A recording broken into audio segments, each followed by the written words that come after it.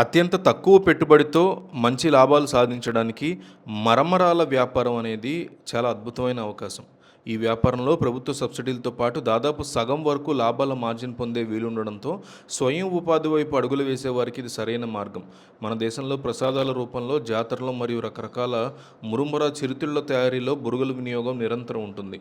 పశ్చిమ బెంగాల్, మహారాష్ట్ర, కర్ణాటక వంటి రాష్ట్రాలతో పాటు తెలుగు రాష్ట్రాల్లో కూడా దీన్ని ఎల్లప్పుడూ మంచి డిమాండ్ ఉంటుంది.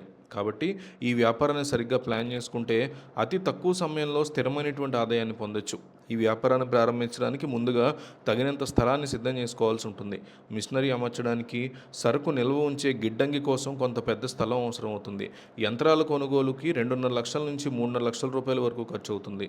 ఇండియా మార్ట్ వంటి వెబ్సైట్ ద్వారా ఆన్లైన్లో మిషన్లు అందుబాటులో ఉన్నప్పటికీ నేరుగా తయారీదారుల ఫ్యాక్టరీకి వెళ్ళి పరిశీలించి కొనుగోలు చేయడం మంచిది. దీనికి తోడు ముడిసరుకైనటువంటి వరి ధాన్యం కొనుగోలు క్వింటాల్కి 1400 నుంచి 1700 రూపాయల వరకు అవుతుంది. అలాగే రోజువారీ పనులకి కార్మికులు, మిషన్ నడిపే ఆపరేటర్ల జీతాలు కూడా కలుపుకొని ప్రాథమిక పెట్టుబడి అంచనా వేసుకోవాలి. కేంద్ర ప్రభుత్వం ఇచ్చే ప్రధానమంత్రి సూక్ష్మ ఆహార సంస్కరణ పరిశ్రమ క్రమబద్ధీకరణ పథకం లేదా ముద్ర రుణాలు వంటి వాటి తయారీ ద్వారా యూనిట్లకి దాదాపు 35% వరకు సబ్సిడీ మరియు బ్యాంక్ లోన్లు లభించే అవకాశం ఉంటుంది. తయారీ విధానం చూస్తే ముందుగా వరి పిండిని ప్రాసెస్ చేసి సగం ఉడకబెట్టినటువంటి బియ్యాన్ని ఎండబెడతారు. ఆ తర్వాత బియ్యపు పొట్టును తొలగించి ఉప్పు నీటిలో 6 నుంచి 7 గంటల పాటు నానబెట్టాలి. నానిన బియ్యాన్ని వడపోసి 2 గంటలు ఎండలో ఉంచిన తర్వాత సిద్ధం చేసినటువంటి మిషన్లో వేస్తే నాణ్యమైన మరమరాలు తయారవుతాయి. తయారైన బొరుగుల్ని 1, 2 లేదా 5 కిలోల ప్యాకెట్లలో బ్రాండ్ పేరు మరియు ధర ముద్రించి ప్యాకింగ్ చేయాలి. 1 కిలో తయారీ ధాన్యం మరియు ఇతర ఖర్చులు కలిపి సుమారు 20 రూపాయల లోపే అవుతుంది. మార్కెట్లో కిలో బొరుగులు 30 నుంచి 40 రూపాయలు అమ్ముడవుతాయి. హోల్సేల్గా అమ్మినా కిలో 35 రూపాయల నికర లాభం ఉంటుంది. సరైన మార్కెట్ ఉంటే నెలకి 1,00,000 రూపాయల వరకు ఆదాయం పొందొచ్చు.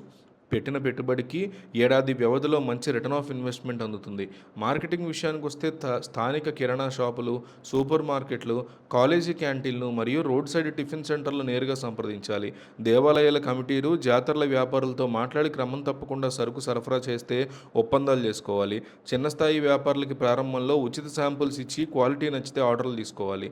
వ్యాపార నమోదు కోసం ఎంఎస్ఎంఈ రిజిస్ట్రేషన్, బ్రాండ్ కోసం ట్రేడ్ మార్క్, జీఎస్టీ నెంబరు మరియు ఫుడ్ బిజినెస్ కాబట్టి FSSAI లైసెన్స్ తప్పనిసరిగా తీసుకోవాలి.